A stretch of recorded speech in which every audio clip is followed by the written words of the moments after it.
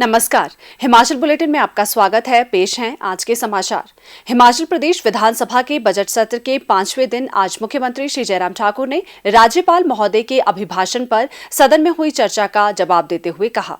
माननीय अध्यक्ष महोदय, महामहिम राज्यपाल महोदय जी के अभिभाषण पर जो धन्यवाद प्रस्ताव इस माननीय सदन में सदन के वरिष्ठ नेता डॉक्टर राजीव बिंदल जी ने रखा था तथा बलवीर सिंह जी ने जो हमारे माननीय विधायक हैं चौपाल से, उन्होंने उनका समर्थन किया था।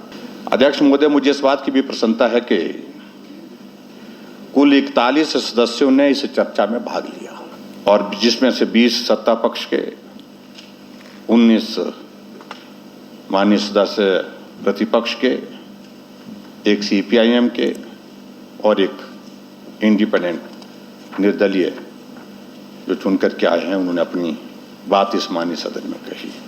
जो महामहिम राज्यपाल महोदय जी ने जो अभिभाषण इस माननीय सदन में प्रस्तुत किया, वो सरकार के उपलब्धियों का एक बहुत महत्वपूर्ण डॉक्यूमेंट है, जहां एक एक योजना के माध्यम से हमने प्रदेश की जनता को राहत देने की कोशिश की, प्रदेश के विकास को आगे बढ़ाने की कोशिश की और उसी तरह से हर वर्ग को मदद करने के लिए उसमें से रास्ते तलाशे हैं। मैं इस बात का मैं खासतौर से मैं जिक्र कर रहा हूं, हमारे वो मित्र चले गए, वो अपनी स्थिति स्पष्ट नहीं कर पाए। हमने कहा था कि अगर आप 5 साल जो कांग्रेस की सरकार रही उसमें से एक योजना का जिक्र करो, जिस योजना को आज लोग याद करते हैं कि नया काम शुरू हुआ था, वही नहीं, पूरा 5 साल का कार्यकाल और अंत का जब दौर आता है तब घोषणा करने के सिवाय और कोई रास्ता नहीं उनके पास होता है, वो करते रहे। और जबकि हमने पहले दिन से ही काम किया, मनुष्य के जीवन को बेहतर करने का तो प्रयत्न किया, लेकिन जो बेजुबान जानवर हैं, जो पशु हैं, उनकी भी मदद करने की मंशा हमारी रही। ये इस देवभूमि की संस्कृति के अनुरूप सरकार चलाने का एक अलग तरह का एक प्रयास है। इसलिए मैं उनको कहना चाहता हूं कि भले ही आपने आज फिर से वॉकआउट कर दिया, कोई तर्क नहीं था, कोई अर्थ, कोई बात नहीं था और बात वो उठ करके चले जाना चाह रहे थे, बस जाने की व्यवस्था थी, उनकी मजबूरी थी, लेकिन उसके बावजूद कोई बात नहीं थी जिसका वो जिक्र कर सकते थे। बीच बीच में जिन मुद्दों को उठाते रहे उन मुद्दों का हम जवाब देते रहे, लेकिन फिर भी वो चले गए।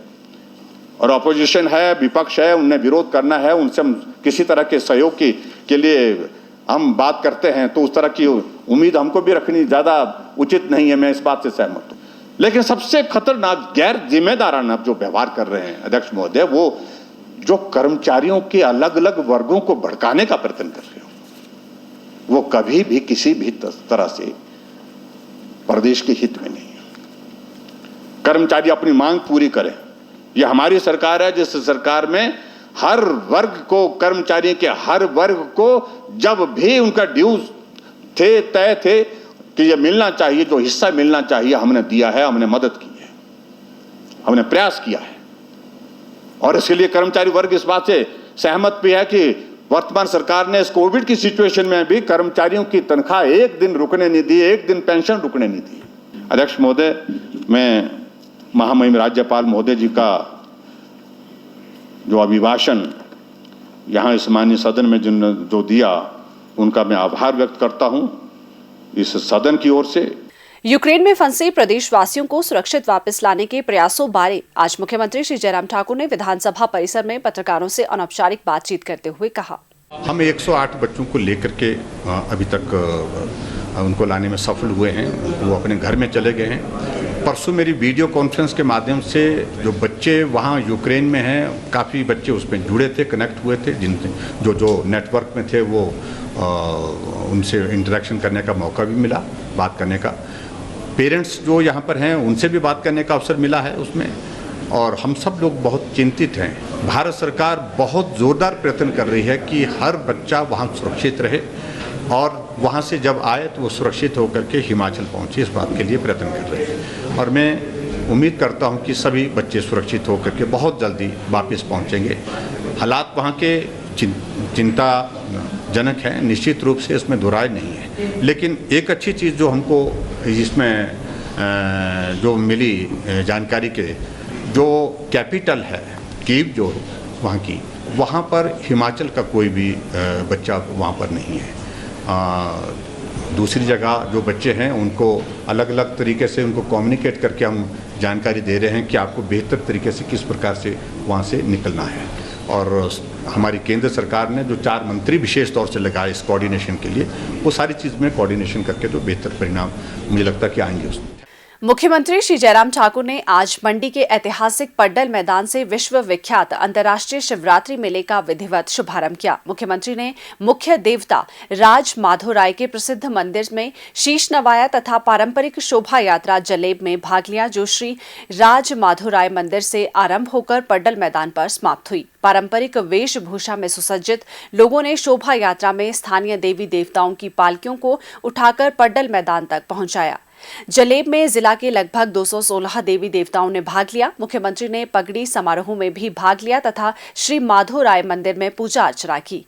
पड्डल मैदान में लोगों को संबोधित करते हुए श्री जयराम ठाकुर ने कहा कि कोविड-19 के दौर में देवी देवताओं के चढ़ावे में भी गिरावट आई है। इसके दृष्टिगत राज्य सरकार ने बजंतरियों के मानदेय को दोगुना करने का निर्णय लिया है। उन्होंने देवी देवताओं के राशन में 50% वृद्धि करने की घोषणा की।